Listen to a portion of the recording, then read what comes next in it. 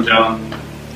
I live here in Santa Cruz and I've been interested in aquaponics for a few years now and selling fish fingerlings. And I'm trying to make a business of commercial production now in aquaponics. So, we'll see how that goes. All right, so let's get started. And yesterday we had a beginning class, and I think it was pretty informative. Looks like everybody got something out of it. So since we've got some new people here today, I thought we'd recap a little. So Vlad told us about cycling, and we want to emphasize the importance of building the bacterial ecosystem. It's the key component for aquaponics. It's sometimes forgotten, overlooked, it's the hardest to see, but it's the most important. It's what everything else hinges upon. Cycling is fastest under the ideal conditions.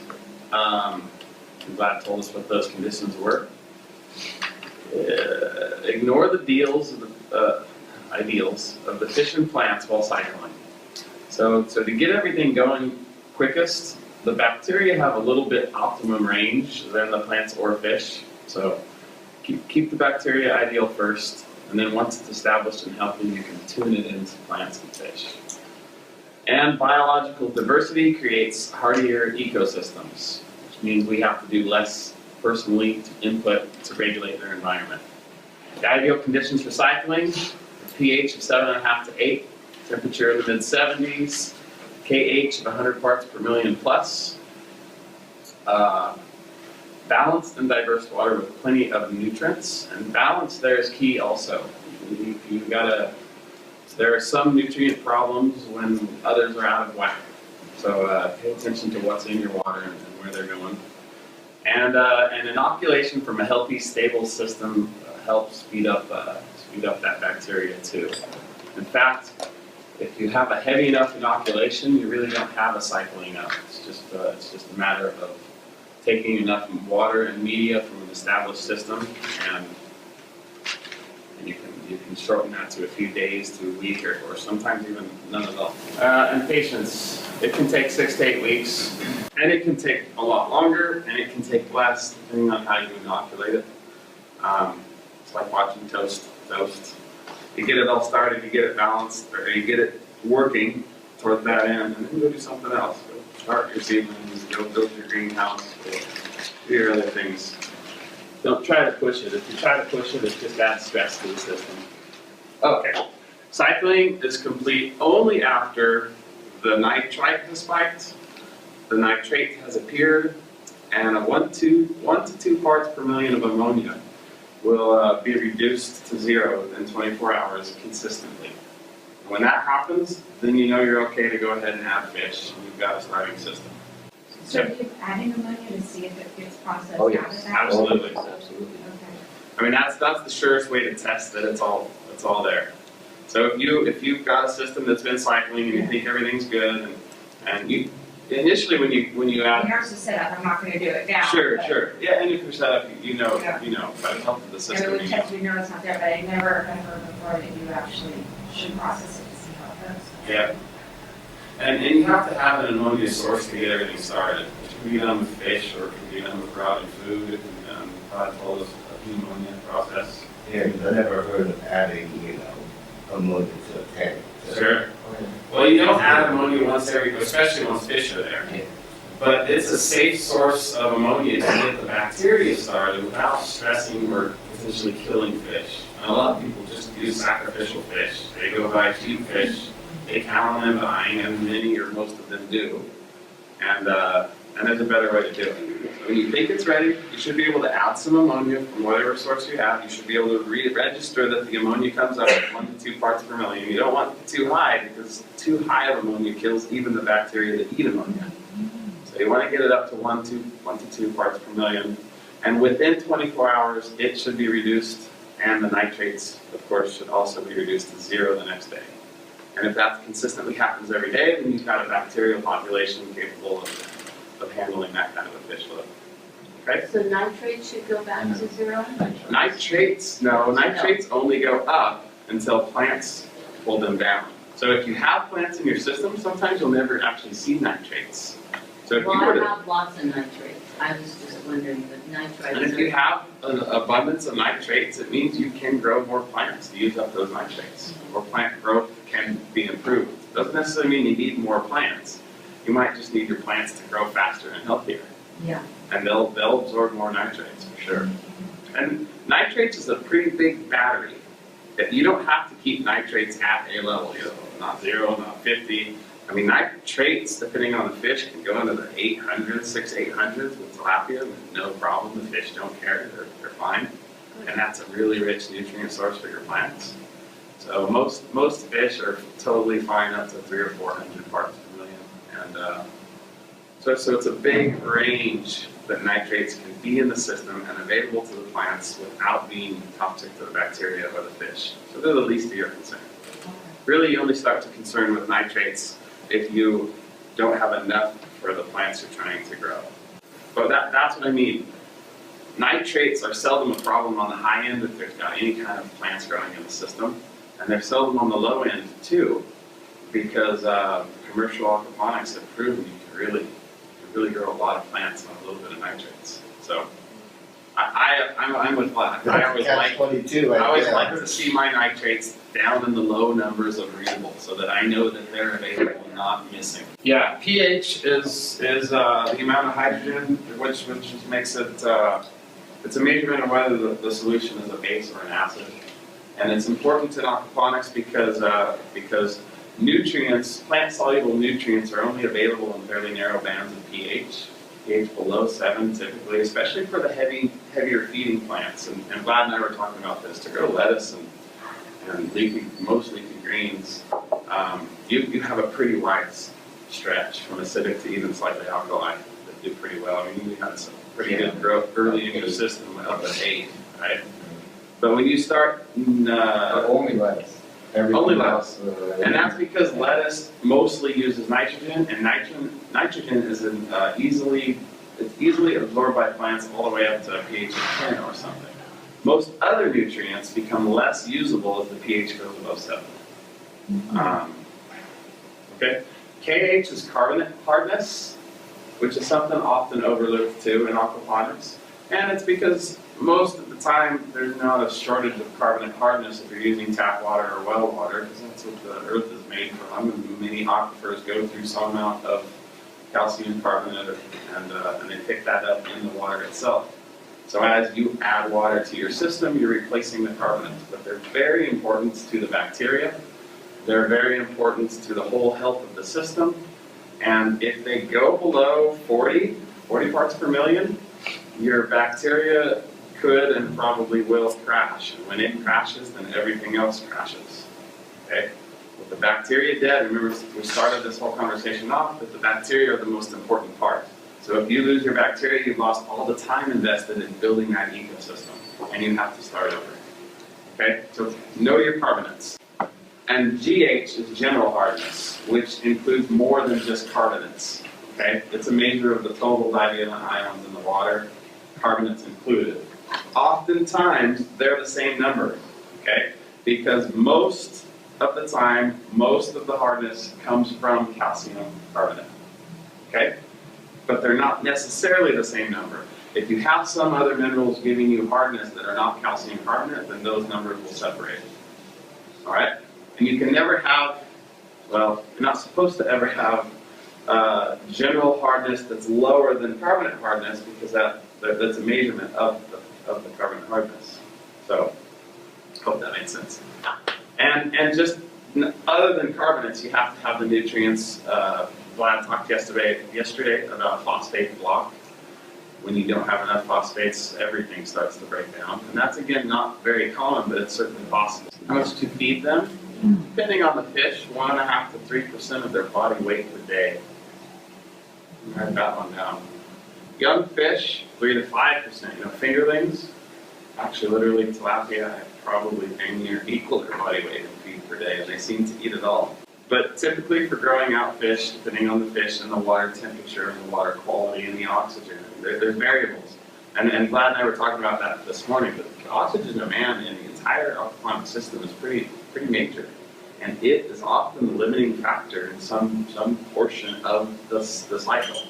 So if the dissolved oxygen, and I've got a chart coming up on it, if the dissolved oxygen drops too low, the fish go off their feed. They're not interested in the feed because there's not enough oxygen in the water for them to metabolize it. It would lead to poor water quality. So it's one of the mechanisms that fish have so that they don't pollute the environment that they live in. How much fish do you feed? In a healthy system, 1.5 to 3% of their body weight per day. Okay? So summertime, plants are growing, fish are growing, water's warm, everything's moving, plenty of oxygen, 3% per day. In the winter time, when it goes cold, you guys were talking your tilapia haven't grown, that's because tilapia just don't grow when it's cold. I mean, they struggle to survive. Yeah, when they it's drop in down the to the bottom of the 50s. tank. Yeah, and they quit moving. They're sluggish like they're frozen. And they don't grow, they don't eat. You don't feed them. You feed them 0% of their body weight per day. Yeah, If you feed them, it just goes down and rots, which isn't necessarily wrong if you've got something else in the tank or even bacteria. By the way, people sometimes think that fish are the integral part for aquaponics. The source of nutrients comes from fish food, and bacteria are the ones that turn that into plant usable food material. So you could take the fish completely out of the system and just feed your tank every day. Okay. And it won't be any different. Actually, you'll have to feed less because the fish themselves are not absorbing any of the nutrients. So it would take less fish food to feed an empty tank and still get the same plant results without the fish entirely. So, so the feed is critical. So if you have some fish that are off their feed because it's out of their comfort zone, but you have plants that are still available to take those nutrients and your bacteria are still healthy, then you can still feed that system. You can even let the little food accumulate. It'll break down with bacteria. It gets a little bio-slime for sure, but the system will still maintain. And then when things get warm enough for your tilapia to take off, because you have what, goldfish in there now, or toy? We have, well, they're separate tanks. We have Oh, they're carbonate and separate. tilapia, yeah, and then goldfish koi. I think there's two. But in the same tank that you have tilapia, you also have catfish. Yes. So in a low temperature there where the tilapia go idle, the catfish are still eating. Temperature, range, and stability definitely affects plant performance. I had incredible plant performance in August, so September, October, and December it just quit. And it was just because of the cold, sure. And things slow down, and at some point they stop when it gets too cold. And at some point below that, you get a frost, and you're actually killing your plant. But it's definitely a limiting factor in performance. Again, summer and winter has a whole different ball of wax when it comes to light. You get twice as much sun in the summer, and the sunlight itself is more intense. So twice as many hours of more intense sunlight makes for a huge difference for plant performance. In the wintertime, things just don't grow as well. You guys may decide at some point for your needs that you want to supplement some light. And artificial light is certainly possible. Sometimes I think it's even worth the cost. It depends on what you're after and how much you like tomatoes in January. So yeah, just nutrients. Just a diversity of nutrients: calcium, magnesium, potassium, phosphates. Okay, and in a balance of each other. Which most things. Okay, if you start, and I covered this a little yesterday too. If you start with plant matter that you're feeding your fish, the plants themselves have absorbed the correct number of nutrients in the correct ratios for their own life. Okay, so if you start with alfalfa. Alfalfa's got a mix of all the nutrients it needs because it's already built its own body. Okay? When you put alfalfa in the tank, it's going to break down into those raw materials to make that much alfalfa again. Well, even more. So the ratios are generally okay as long as you're feeding fish food. That's kind of one of the reasons that aquaponics works, because the fish food itself is a fairly balanced hydroponic nutrient. So. But it's still something you need to pay attention and monitor and make sure something doesn't get out of balance. Magnesium and calcium are notable, where if one or the other is too high, the other is blocked out. So that's good to test for and check for, and you can do it by plant deficiencies. And pest prevention and control is certainly an effect of performance. And remember, this is all for weak links here. And I hear this a lot in aquaponics, because I think most of the systems that are out there with aquaponics, people, they don't have satisfactory results a lot of times. And they assume that aquaponics doesn't work or it's not as good as soil gardening, or it's not as good as hydroponic gardening, or it's not worth the effort. It's only as good as the weak link. So if you've got summertime sun, you've got great ventilation coming through, and you don't water anything, it's going to die. Right? If one component fails, that limits the growth potential for your plants. And some of the stuff that's harder to see, like carbonate hardness, if you're not testing for it, you don't know where it is, okay? That very well may be your limiting factor. pH is probably 99% of the time in aquaponics the limiting factor because it blocks out the nutrients that may be there and are just simply unavoidable. So, for me, pH is a big stickler, especially when you're growing heavy consuming plants, tomatoes, peppers, cucumbers. And the bacteria is somewhat self-regulating. Oh, yeah. If it's cold and the fish aren't eating, then they're not excreting ammonia. If the ammonia is not present, the bacteria declines or goes dormant for a while. But it And then won't recovers necessarily when die off. conditions. No. If As long it as they're not freezes, frozen, if it freezes, it can die off. And the other thing, at what time are you oxidizing ammonia 24 hours a day? Or is it storing up a little bit at night, and then when it warms up in the media beds, you get that greenhouse glass and sun coming in? Maybe it does virtually stop at 50 degrees, but the beds get up to 60 for a few hours a day, which might be plenty to go ahead and then kick in those things actively. They don't die, they go dormant. So when the conditions are right for them, they might work overtime to average your daily load pretty substantially. So the other thing that happens is the ammonia is continually being broken down at every point in the system. So it's not like it just hits the gravel bed and all the ammonia turns to nitrite and nitrate at that point. Some makes it all the way through the system, and it's still being converted at the end of the system and right back in the fish tank, right? So at every single point that you would test a system, you have both present the ammonia and the creatures that get converted. So, and I've talked to people doing commercial systems with thousands of feet, linear feet of track, and they can't tell the difference between coming out of the fish tank and going back to the fish tank. So it averages out. As long as your flows are keeping everything moving and mixed, it's a pretty consistent process all along the line. So, okay, so if you're having less than desirable, and let's face it, that's why we're here. We think this is a cool thing, and we like growing fish, we like growing plants, and we want stellar performance. We should all have stellar performance. So if you don't have stellar performance, find out what's the missing link.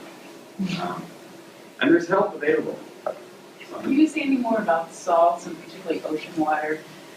Or is As a that nutrient source? Yeah. You bet. Because Everything ends up in the ocean. So the ocean's a complete source of minerals. But I know Nate was saying yesterday that he felt our ocean near the coast was too polluted to take ocean water, and I compare it to what the Mediterranean looks like. It just doesn't feel like, and it's such a big body, is it that polluted that we shouldn't be taking ocean water? In my opinion, no. And they have weekly, in our newspaper, they have weekly reports of the ocean pollution factor, which is usually measured with E. coli in water. So It's no, kind of an no, indicator of don't what's take there. it. No, I would absolutely take it. Absolutely. The ocean is a mighty big place. Yeah, And it's a that's what I mighty huge amount of bacteria processes that are breaking down the worst contaminants you can get. Okay? The land is where the contaminants come from, so how can you say where they go, this giant engine that breaks them down would be more polluted than the land where it's stringing off of? So our ocean is coming off of our land. Sure, there's probably some pollutants, right? We're in a world of pollutants. And we covered a little bit that yesterday. There's localities that have problems. There's crazy Almaden Valley has mercury because it's native to that area. There's pools of mercury in the bottom of the creek. I've never seen it, but I've had several people tell me that certain times of year, certain places, you'll actually see silver pooled up mercury in the bottom of the creek. There's signs all along the creek beds to not eat the fish, because that is a mercury mountain. That's where it comes from. Wow. Okay? So in that entire area, I don't think I'd grow in the soil. You know? And it drains into San Francisco Bay. So San Francisco Bay has a higher mercury content than the ocean outside of it. And it's not from pollution, man's pollution. It's from the natural occurring thing. But the ocean is a great big organism and engine to break all that down into what life needs. So when our oceans quit breaking it down, we're in trouble beyond aquaponics. So, but just find the weak link. Once you find the weak link, everything else should recover. And like I said, most of the time it's pH, in my humble opinion. Not really. And stress and stability, okay? Stability is a big thing for aquaponics, and people underrate that too. Because they go into the greenhouse at noon on a sunny day and it feels like everything should be growing madly, but they don't ever go in there at midnight on a cold night and wonder why, what happened there. So if you have some thermal mass and a good design system, and you limit the stresses to everything, you'll have better performance. This particular chart, I found it really interesting. Dissolved oxygen, how much oxygen is available in the water, okay? And figures get what kind of oxygen do tilapia need, what kind of oxygen do trout need, because they're higher users. I just told the story yesterday of taking back 50 pounds of carp in a 50 gallon barrel that was only half full with just a little bubbler of 1 watt, right? They made it. They were within their livable, tolerable range. But what we got here is from 7 o'clock up. Now you can't even see. What it says right here is for growth, for fish growth. Meaning if you don't have 7 parts or up, you don't have fish growth. So the fish can survive in conditions of less than 7, and it's a generic statement for fish. There's certainly some that would tolerate less or more. But at 7 parts per million up is where you need fish growth. So if our water is running at 5 or 6, the system will live, the bacteria will live, the plants are going to grow, but you're not going to get the growth out of those fish. And that might be a limiting factor for those tilapia. You said tolerate less or more. I didn't think you could have too much oxygen. You can't. Supersaturation is fine for fish, so not a problem. Less was what I should have said. And by the way, I'm not listening, some really. fish are really tough, we talked about this yesterday. You turn the pumps off on the typical trout tank, and in a minute they're gulping on the surface, and in a couple of minutes they're dead. It's quick. They need they need oxygen at saturation. And conversely, tilapia can take really, really low levels. We had a hot day not too long ago, which everything was overheated, and I had a whole lot of very fast-growing tilapia fry in my tank. And it's astounding how fast they grow. So when you have 1,000 babies that are this big, you're not loading the system. But literally the next day they can be this big, and you might be substantially overloading the system, especially if you're not paying attention to it. You're just throwing food every morning before you go to work. And I came home after work, and every single fish, 2,000 fish, are up at the surface.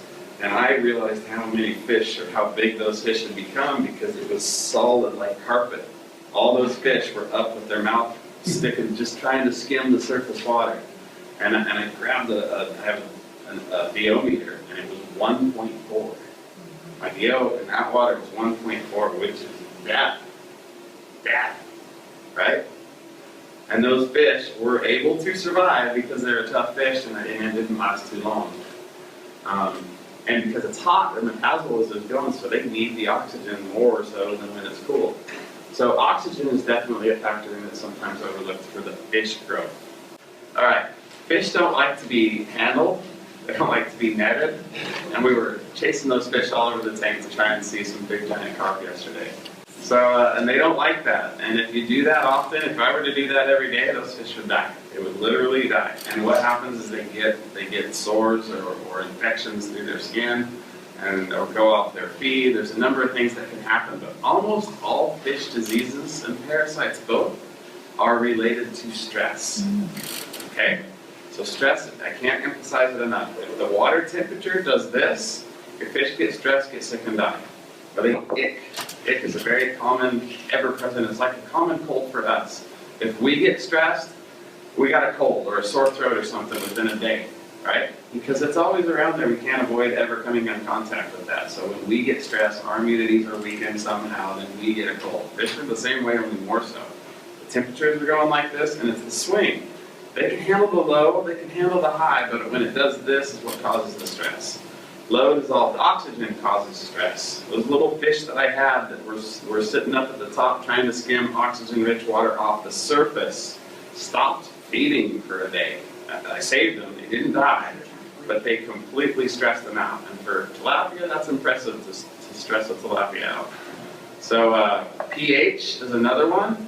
I've had tilapia from 10 to 4.5, and those are completely wild conditions for tilapia. And as long as it slowly drifts down to 4.5, they can take it. They shouldn't be. On all the charts, they never show that that's possible. But they can take it as long as it's not rapid. So stability in terms of that. Anything that swings wildly is a stressful thing for a fish. We talked about AP smart design, and we talked about where the pump is located in the system, what kind of beds, what kind of systems we're going to use, and a little bit of thought and forethought and looking at people's systems and looking at people's performance and making sense of it goes a long way for where you're going. And 2/3 of what I was preaching yesterday, I don't have practice, and part of that is because I practiced the wrong way and now I know what to preach.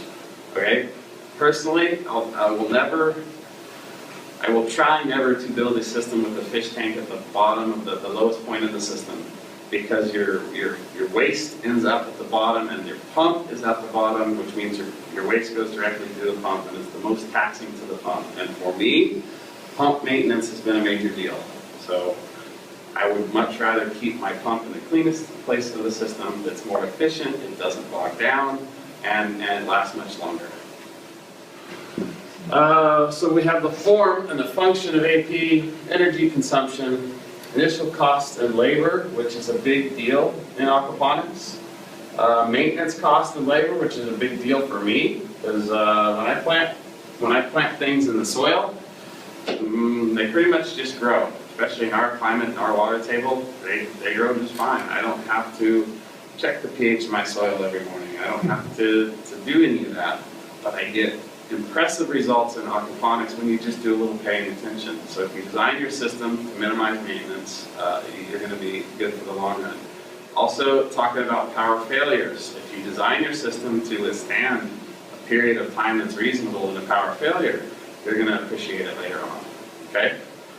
You overstock too many fish in a small space, and then when a pump quits, they're all dead, and you wonder why you do this anyway. There's certainly, it's silly to say you can't do that, and I have almost every one of my systems built that way. I think it's better long-term results and less headache if you put if you put the fish at the highest point of the system. Literally the highest system. At least the top of the water needs to be at the highest point of the system. The bottom could be 100 feet down on the ground, it wouldn't matter. The top is what overflows to the next level. So, and that's another thing. People kind of forget that gravity works off the level of the top, not the bottom. So you could literally have a hole 100 feet deep, and if the water level's here, it's going to spill over to right here. You don't have to have that 100-foot thing going up in the air for it to overflow to here. You only have to have the top of it higher than where you're going. A major aquaponics training facility out there tells you have to step your grow beds down an inch for each one, or they won't flow. Of course they flow. You know, there's a little rise on one end in order to create the flow. And if you have a huge amount of flow, you'll get a little more rise on the one end. But you certainly don't need to drop each bed down in order to get flow. Lad and I were leveling a building site earlier this week. And we used an old school transit called a water level. It's a garden hose and a clear tube at each end. And he goes way over there and I go way over here. And the water's level dead between the two. I don't have to raise or lower an end. The water's going to seek its own level across the system. So that helps when you're designing a system to just remember you don't always have to go up here, down here, down here, down here. All you have to have is the top higher in one level to go to the next one. And if everything quits, it's going to stabilize all the way across.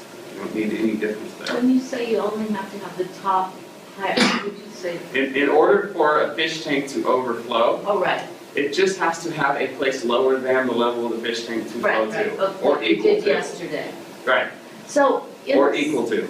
okay, so in the system that we built yesterday, where the fish tank was higher than the grow beds, Yes. and we were just using that, how would you pull off those nutrients that are collecting on the bottom of the fish tank? I think you showed us that yesterday. We did, but we'll do it again. Something called the solids left overflow. So here's my fish tank, we'll say, okay? And here's my next grow bed over here. And remember, it doesn't matter that this is way down here. This can be wherever. Right, Because when the level comes up here, let's just say this is my water level, right, and I have a hose coming out this side going to here. If that's all I have, the water simply trickles over and it spills up. And all of my water is actually physically coming from the surface, right. okay? But if I bring a pipe Oh, over here, that's right, I remember, and I come down with a pipe like this, right, okay? And I actually put a screen down here. Okay, now what happens is, this is an open pipe, right? The screen's just so fish don't come up through there. right, So this open pipe isn't hollow, right? Right. Because you've got water. Water here pushes down up here, and the water level inside this pipe is exactly the same as it is outside the pipe. Now this can't spout out the top because it's got a hole over here, right, okay? So the water simply comes over there now, and it's coming from the bottom, right. I remember now, right? yeah, And it's coming from the bottom and lifting the solids off the bottom without a pump. right, So it's just a great big 2-inch pipe with a mesh basket around it, and it lasts a very, very long time. right. I mean, in terms of maintenance, there's not much to do to that thing. There's no impeller to get plugged up. There's no problems with it. So when it overflows there, it takes the solids with it because the solids pick up in the current. Okay? And if this goes, right near the bottom, the solids have to go. The solids have to get sucked up in order for the water to flow. And it does. And especially if you have that circular flow in here, the solids don't settle on the bottom, they settle in the middle when the flow is only twisting, not turning. Right? Does that make sense? Yes, So if I'm in a circular current out here, it's going like that, it's moving. And that same current in the middle is doing this. It's not moving anywhere, it's only turning. And that reduced speed lets the solids settle out, the solids pick up in the solids that overflow, and come out. So I think these are great designs for aquaponics. It's not the only way to do it, there's a lot of ways to do it, but I like it. I haven't regretted using that. Okay, so we look for performance, we look for beauty, we look for security. That's a big thing. We're in control of our aquaponic system for what goes in there for the most part. We're not control out in the environment what goes on. You get a bird with E. coli flying over and pooping on your tomatoes, you're subject to getting E. coli from your outdoor garden, okay? So if your garden, be it soil or aquaponics, is indoor, you've added a step of security, okay? If the groundwater gets contaminated from the dump that's a half mile down the road, the aquifers commonly get contaminated. Now you've got contaminated water coming up in your soil garden everywhere around the contamination source. Okay, aquaponics, you have the choice of filtering your water or monitoring your water or getting your water from another source, which is another vector of security.